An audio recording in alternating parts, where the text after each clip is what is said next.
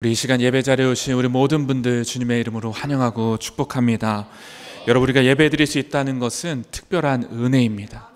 하나님의 특별한 초청과 은혜로 우리를 이 자리에 부르셨는데, 하나님께서 이 예배를 너무나 기뻐하시고 이 예배를 통해서 여러분들을 축복하십니다. 여러분, 올 한 해도 여러분의 삶 가운데 이 예배가 충만하여서 하나님의 놀라운 은혜가 충만한 우리 성도님들의 삶이 되시기를 바랍니다. 여러분, 우리는 우리의 인생을 마주하며 살아가는 동안 여러 가지 많은 곤고함과 혼란에 빠질 때가 있습니다. 우리가 하나님의 백성으로 부름을 받아서 이제 어둠 가운데 빛으로 나왔는데, 우리는 때때로 영혼의 어두운 밤을 맞이하는 삶을 살 때가 있더라는 것입니다. 우리는 분명히 더 이상 어둠에 거하진 않습니다. 그런데 하나님 백성들이 구원을 받았지만 때때로 인생의 곤고함 속에서 영혼의 어두운 밤을 지나는 것 같은 어려울 때가 있더라는 것입니다. 고난이 올 때도 있고 고통스러운 일을 겪을 때도 있고, 인생을 살다 보면 인생의 고락간 우리는 여러 가지 많은 문제들을 마주할 때도 있더라는 것입니다. 여러분, 그런 부분에서 이 시편이라고 하는 말씀은 우리 가운데 굉장히 위로를 줍니다. 여러분, 시편의 말씀은 인간 편에서 하나님 앞에 나아가는 이 진솔한 고백이 담겨져 있습니다. 그 시편의 기자들을 만나게 되면 우리와 똑같은 사람으로서 이 세상의 어려움들을 함께 겪어가는 그런 사람으로서 하나님 앞에 토로하는 그 심정들이 우리 가운데 공감을 불러일으키게 되는 것입니다. 그래서 시편 40편 1절 말씀 보게 되면, 내가 여호와를 기다리고 기다렸더니 귀를 기울이사 나의 부르짖음을 들으셨도다. 시편 18편 6절의 말씀 보면, 내가 환난 중에서 여호와께 아뢰며 나의 하나님께 부르짖었더니 그가 그의 성전에서 내 소리를 들으시며 그의 앞에서 나의 부르짖음이 그의 귀에 들렸도다. 여러분, 이런 말씀들을 읽을 때마다 나도 그랬는데 하면서 공감을 일으키게 되고 위로를 받게 되는 그 말씀들을 우리는 볼 수가 있게 되는 것입니다. 우리가 이 시편에 있는 말씀을 보아도 우리 인생 중에는 때때로 어려운 일들이 분명히 있다는 것을 우리는 볼 수가 있습니다. 여러분, 오늘 우리가 뉴스레터가 나왔는데요, 우리 광림교회 뉴스레터가 오늘 자그마치 900회를 맞이했다고 합니다. 1983년부터 발간이 돼서 900회를 맞는 아주 역사적인 그런 기념비적인 날이 여러분 오늘이라고 할 수 있겠습니다. 혹시 모르니까 오늘 뉴스레터를 집에다가 잘 보관해 두시기 바랍니다. 나중에 박물관에서 요청할 수도 있으니까요. 여러분, 근데 뉴스레터를 봤더니 감동적인 기사 하나가 나오더라고요. 김홍준 학생의 이야기였습니다. 중등부 학생이었던 이 김홍준 학생이 6살 때부터 야구에 입문해서 야구 선수의 꿈을 키워오던 학생이었답니다. 우리 권사님의 그 아들인데요, 그런데 4년 전에 고륙종 암의 진단을 받게 된 겁니다. 이 뼈에 이 암이 있는 것인데 이 치료가 굉장히 까다롭다고 합니다. 그래서 이 운동선수였던 우리 이 학생이 그라운드를 신나게 누비던 그 어느 날 그 모든 것들을 뒤로하고 병원에 가서 치료를 받게 되는 것입니다.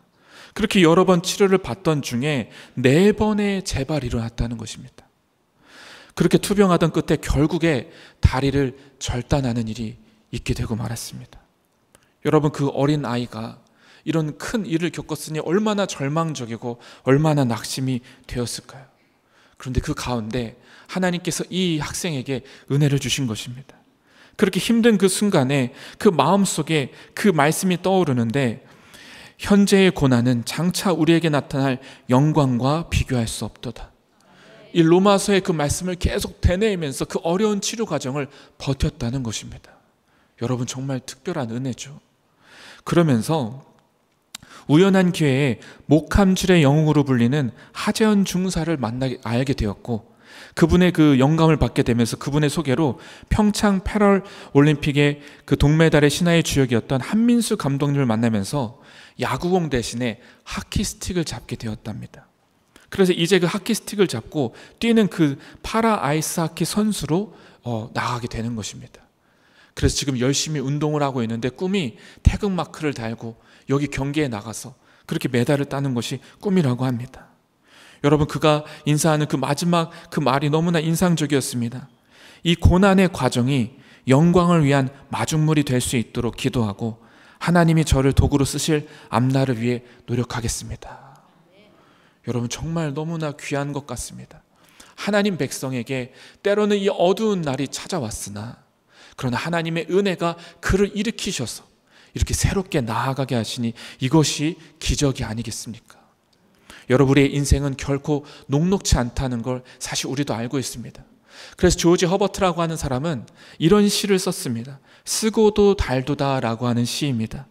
나의 사랑하는 노하신 주님, 당신은 사랑하시나 때리시며 주저앉히시나 일으키시나이다. 나도 그렇게 하겠나이다. 불평하겠으나 찬양할 것이며 슬퍼하겠으나 인정하겠나이다. 내 모든 새큼달큼한 날 동안 애통하며 사랑하겠나이다. 참 당돌한 시라고 할 수가 있겠습니다. 근데 저는 이 시에서 마지막 부분이 인상적입니다.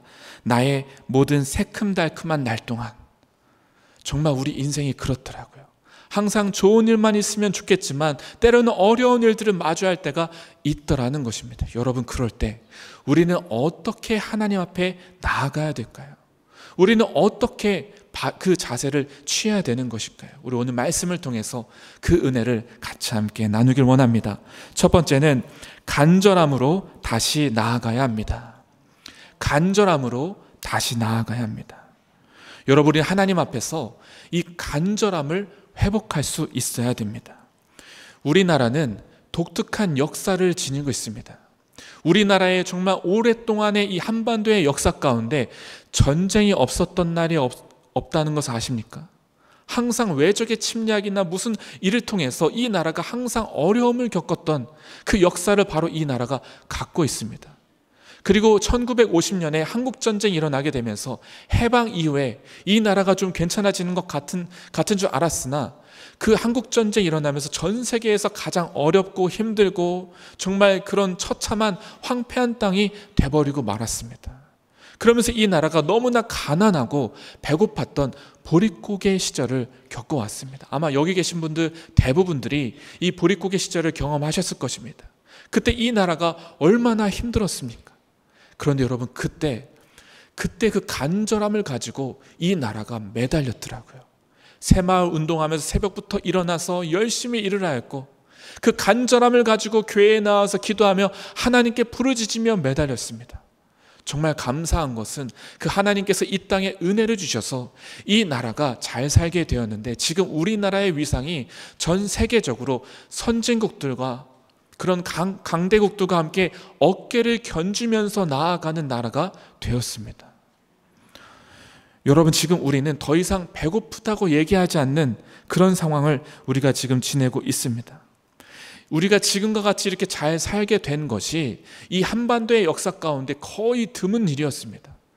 우리는 지금 이 역사 가운데 있지 않은 그런 특별한 날을 지금 살고 있는 상황이라고 할 수가 있겠습니다. 여러분, 여기서 우리가 눈여겨봐야 될 것은 이 나라가 간절함을 지니고서 나아갔을 때 이 땅에 하나님께서 은혜를 주시고 그 간절함을 통해서 하나님을 만나면서 하나님을 알게 되었다는 것입니다. 그런데 지금 우리의 위기는 이 간절함을 잃어버리고 있다는 사실입니다. 더 이상 하나님을 찾지 않는다는 것, 이것이 바로 우리의 위기인 것입니다. 여러분, 지금 이 시대의 또 다른 특징은 바로 우울한 시대라는 것입니다.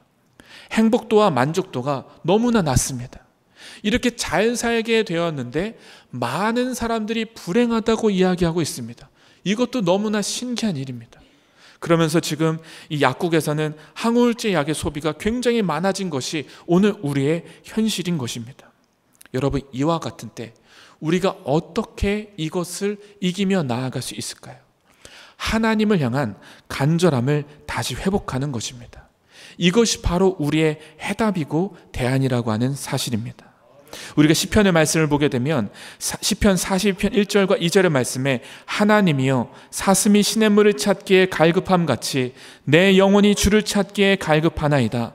내 영혼이 하나님 곧 살아계시는 하나님을 갈망하나니 내가 어느 때에 나아가서 하나님의 얼굴을 배울까. 여러분, 이 말씀을 보면 갈급하게 찾는 시냇물을 찾는 사슴이 나오게 됩니다.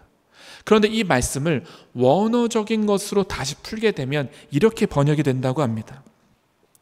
사슴이 시냇물을 찾아왔다가 펄쩍펄쩍 뛰듯이 제가 하나님 앞에서 펄쩍펄쩍 뜁니다. 여러분, 사슴이 왜 펄쩍 뛸까요? 시냇물에 물을 마시러 왔는데 물이 없기 때문입니다. 이 사슴이 얼마나 당황스럽고 두려웠겠습니까? 그래서 펄쩍펄쩍 뛴다는 것입니다.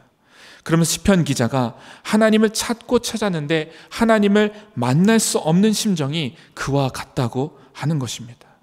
메마른 광야에서 물을 찾아왔으나 물을 만나지 못하고 절망하게 되는 이 안타까운 상황, 간절히 찾는다는 것이 바로 이와 같다고 하는 것입니다. 미국의 존 파이퍼 목사님은 그의 책에서 이 간절함에 대해서 이렇게 설명을 하였습니다. 마치 그 어린 갓난아기가 우유를 먹어야 되는데 우유를 먹지 못하고 너무너무 배고파서 우는 것입니다. 여러분, 이 아이가 너무나 성숙하고 너무나 어른스러워서 배고픈데도 불구하고 그 배고픔을 참고선 점잖게 울지 않는다면 여러분, 그 아이가 지금 괜찮은 것일까요? 아니, 그렇지 않을 것입니다. 여러분, 그 아기가 정말 배고프다면 울어야 되는 것입니다. 자기의 배고픔을 가지고 간절하게 표현을 해야 된다는 것입니다. 하나님은 이렇게 하나님을 간절히 찾는 자를 주목하신다는 사실입니다. 여러분, 우리가 하나님의 시선을 끄는 사람이 되어야 되는데 하나님은 누구를 찾으시냐 하면 점잖게 앉아서 하나님 필요 없어요 라고 말하는 사람이 아니라 하나님 오늘 당장 하나님 당신이 필요합니다 라고 간절히 찾는 바로 그 사람을 하나님이 주목하신다는 것입니다. 여러분, 그런 부분에서 다윗이라고 하는 사람이 우리는 눈여겨보아야 됩니다. 이 다윗은 고난을 통과한 사람이었습니다. 다윗은 왕으로 활동을 했지만 다윗은 결코 항상 부유하고 쉬운 상황 가운데 있지 않았습니다. 다윗은 이 고난이라고 하는 광야라고 한 가운데서 어려움을 통과했던 아주 굉장히 힘들었던 순간들을 많이 겪었던 사람이 이 다윗이었습니다. 그런데 이 다윗의 다른 점은 하나님을 간절히 찾았다는 것입니다. 고난이 없어서 위대한 것이 아니라 고난 가운데 하나님을 간절히 찾아서 하나님을 구하면서 나왔기 때문에 그 하나님의 은혜를 경험하게 되었고 구원을 경험하게 되었던 것입니다. 하나님은 그런 다윗을 주목하셨고 그런 다윗을 사랑하셨던 것입니다. 여러분, 오늘도 우리가 하나님을 간절히 찾는다면 하나님은 오늘도 우리 가운데 귀를 기울이십니다. 우리가 하나님 앞에 나아갈 때 간절함으로 나아간다면 하나님은 오늘도 우리를 만나주시는 줄로 믿습니다. 그래서 마태복음 7장에 우리 주님께서 우리 가운데 이렇게 말씀하셨습니다. 구하라 그리하면 너희에게 주실 것이요 찾으라 그리하면 찾아낼 것이요 문을 두드리라 그리하면 너희에게 열릴 것이니. 저는 이 말씀을 볼 때 우리의 신앙생활이라는 것은 진취적인 것이라는 것을 생각해 보게 됩니다. 적극적인 것입니다. 하나님 앞에 구하면 하나님은 주신다는 것입니다. 찾으면 찾아내게 된다는 것입니다. 이것이 하나님의 놀라운 은혜인 것입니다. 오늘 하나님은 이런 자리로 우리를 초청하고 계시는 것입니다.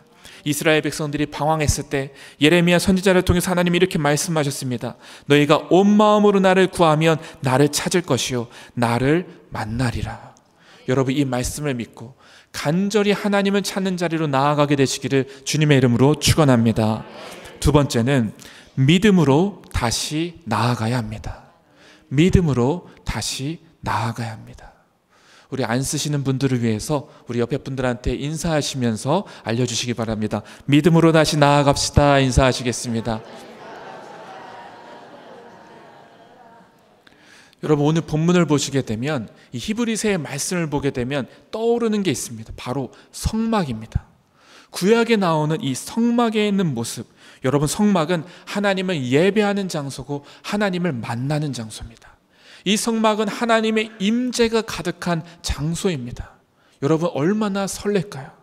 그 성막을 바라볼 때마다 맞아, 하나님이 우리와 함께 하시지, 하나님이 영광을 받으시지, 오늘도 우리 가운데 하나님이 말씀하시지, 얼마나 기대가 될까요? 여러분, 성막을 보게 되면 거기 안에 성소와 지성소로 나뉘어지는데 이 지성소라고 하는 특별한 곳이 있습니다. 거기에는 법궤가 있는데 이 법궤는 하나님의 임재의 상징입니다.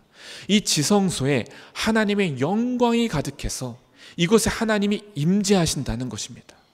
그런데 그 지성소는 제사장들도 함부로 들어갈 수가 없습니다. 대제사장 딱 한 명만 1년에 한 번 들어갈 수 있습니다. 이 백성 외에 그 속죄를 위해서 한 번 들어갈 수 있는 그 영광의 장소, 거기는 휘장으로 가려져 있습니다. 휘장으로 가려져서 아무도 그곳을 볼 수가 없고 갈 수가 없습니다.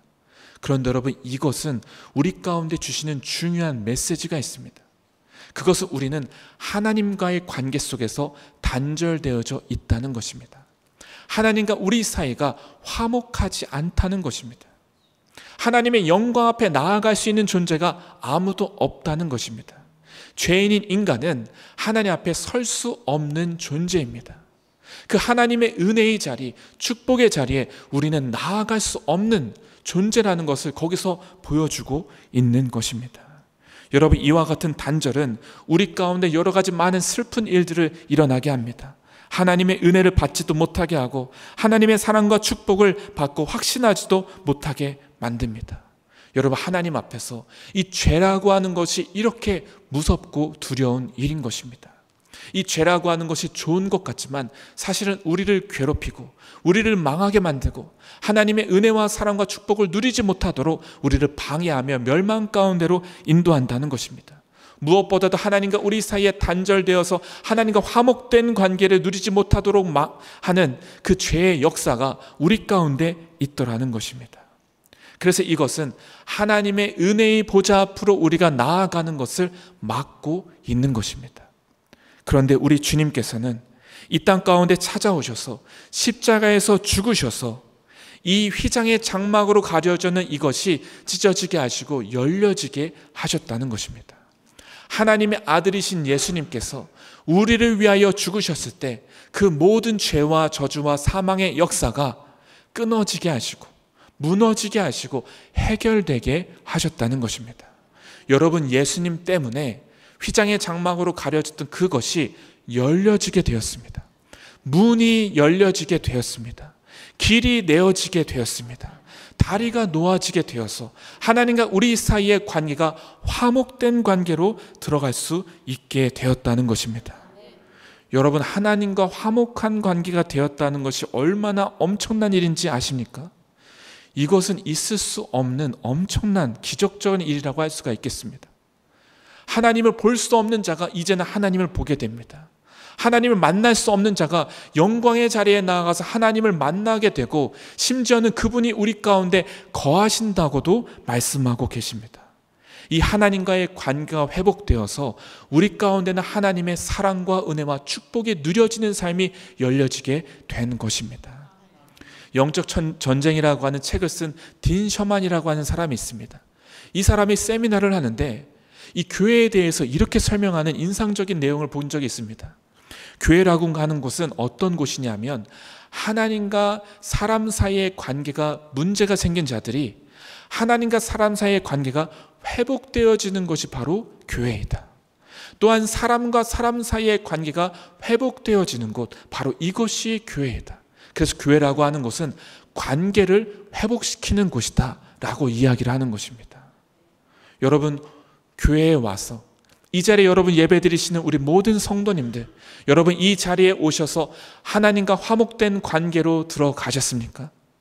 하나님과의 관계가 회복이 되셨습니까? 뿐만 아니라 하나님과의 관계가 회복되어져서 하나님 사랑을 경험함으로 이제 사람과 사람 사이의 관계가 회복되게 되셨습니까? 여러분, 이것이 복음의 능력이라고 하는 사실입니다. 우리 가운데 주신 은혜가 바로 이것이라고 하는 사실입니다. 그래서 여러분, 우리는 이 놀라운 은혜로 말미암아 그 관계가 열려지게 되고 새로운 문으로 들어갈 수 있게 되었습니다. 그런데 여러분, 그 은혜에 들어갈 때 우리 가운데 딜레마가 생기게 됩니다. 우리는 의롭지 않은데 의로운 자가 되어야 된다는 것입니다. 우리는 불의하고 연약한데 하나님 보실 때 온전하고 구원받은 자의 모습으로 살아가야 된다는 것입니다. 이것이 우리 가운데 갈등하게 되고 딜레마를 일으키게 되는 것입니다. 여러분, 이것을 보게 될 때 우리 가운데 두 가지 생각이 들게 됩니다. 첫 번째는 나 같은 죄인이 어떻게 용서를 받을 수가 있는가?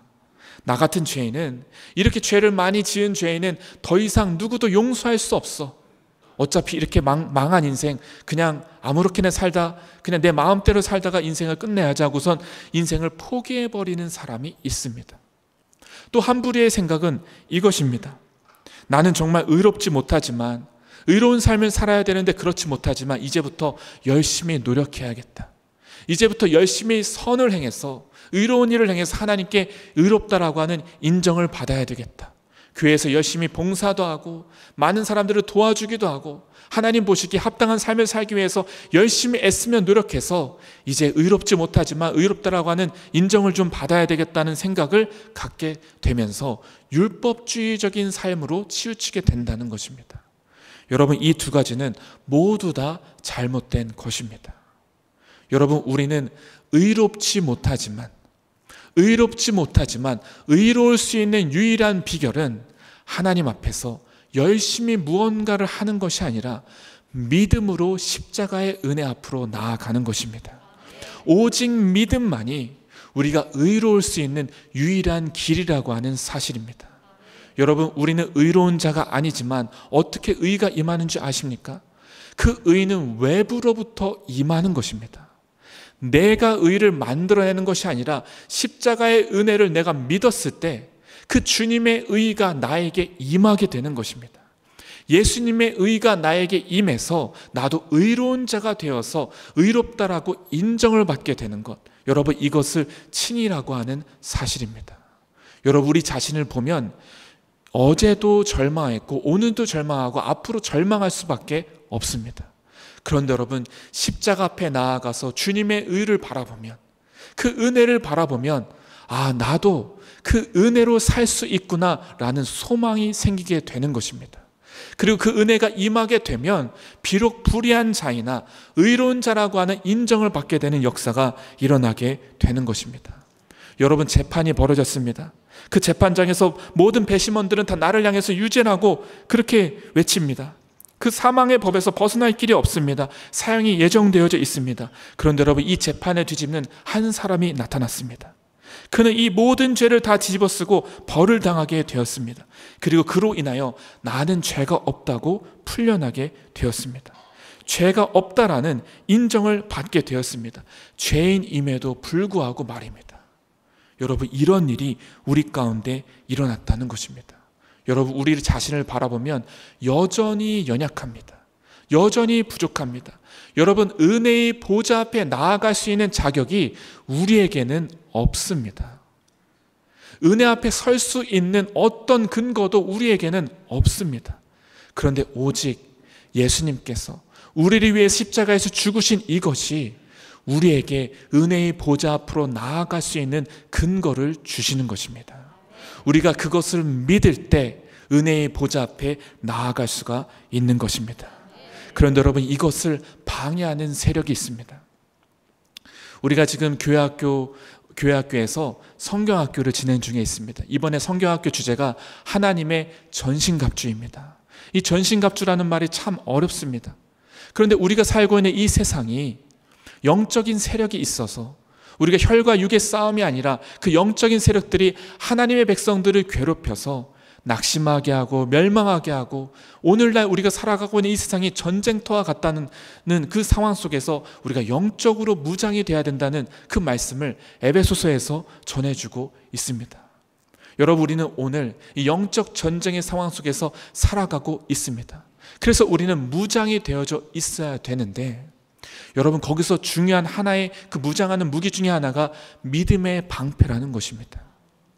여러분, 마귀라고 하는 영적인 존재는, 그 악한 영, 우리를 망가뜨리려고 하고 멸망시키려고 하는 그 영적인 존재는 끊임없이 우리 가운데 다가와서 어떻게 공격하는지 아십니까?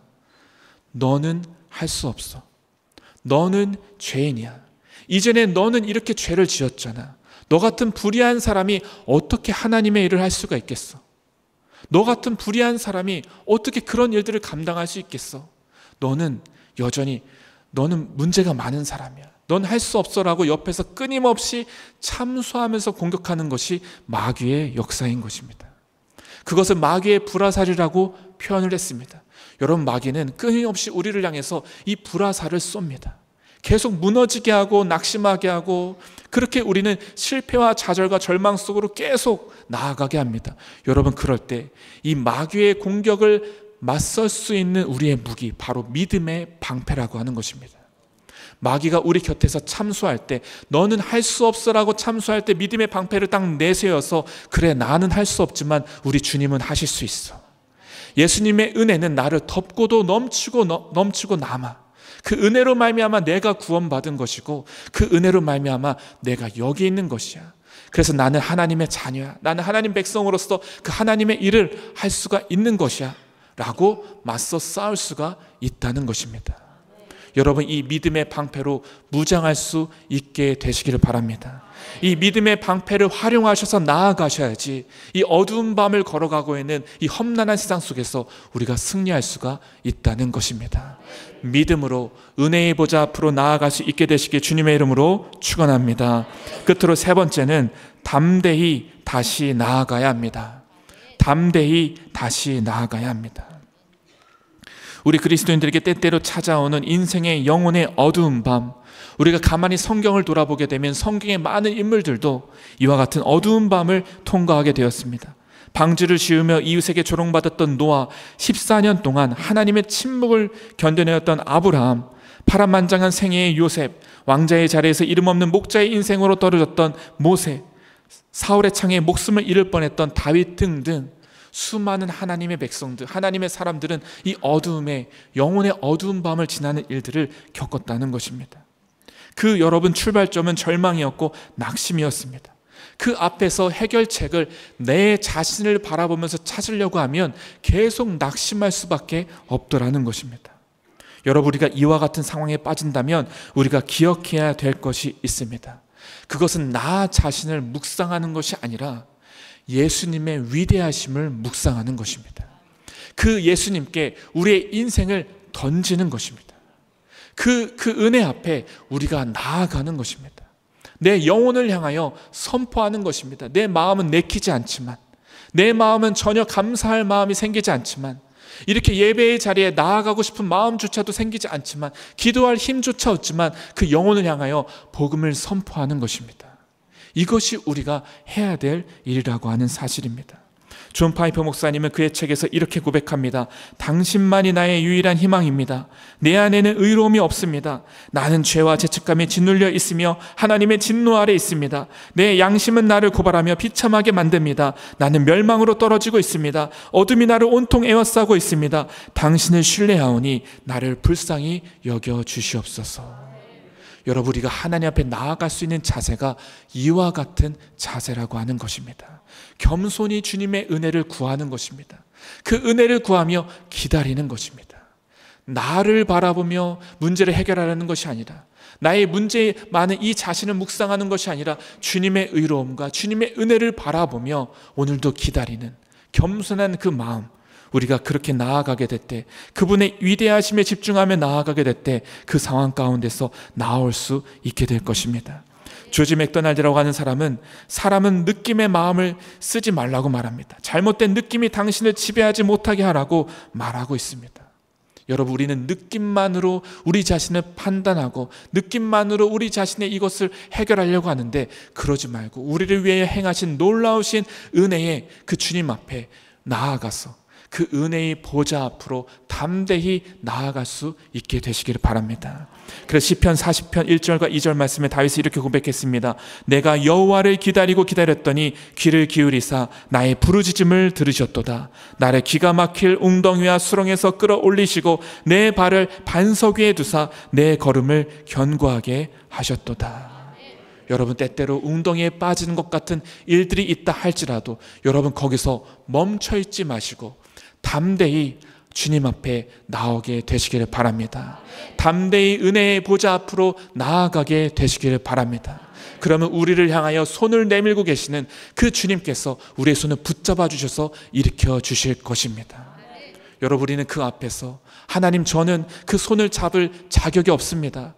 하나님, 저는 그 손을 잡을 수 있는 정말 부족한 자입니다. 어떻게 제가 그 손을 잡을 수 있습니까? 라고 주저하는 것이 아니라 우리를 위하여 손을 내미시고 있는 그 하나님의 손 앞에서 담대히 그 손을 잡고 은혜의 보좌 앞으로 나아갈 수 있게 되시기를 바랍니다.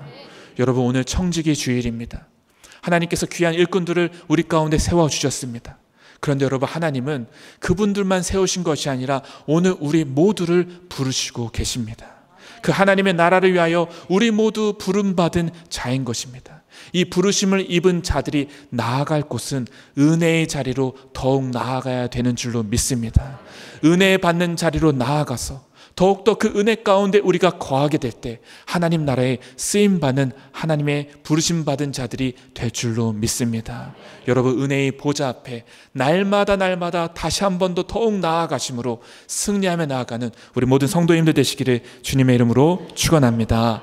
우리 같이 함께 기도하시겠습니다. 하나님 아버지, 우리를 사랑하시고 우리에게 오늘도 은혜와 자비를 베푸시며 우리에게 손을 내미시는 하나님 아버지, 감사를 드립니다. 주여, 우리가 담대히 그 손을 붙잡게 하여 주시옵소서. 우리에게는 자격이 없지만 주님께는 그 은혜가 있는 줄 믿사오니 믿음으로 반응하며 그 은혜 가운데 나아가서 십자가의 은혜 가운데 하나님의 의로움을 힘입어 승리하며 나아가는 하나님 백성들 되게 하여 주시옵소서. 우리를 사랑하시는 우리 주 예수 그리스도의 이름으로 기도드렸습니다. 아멘.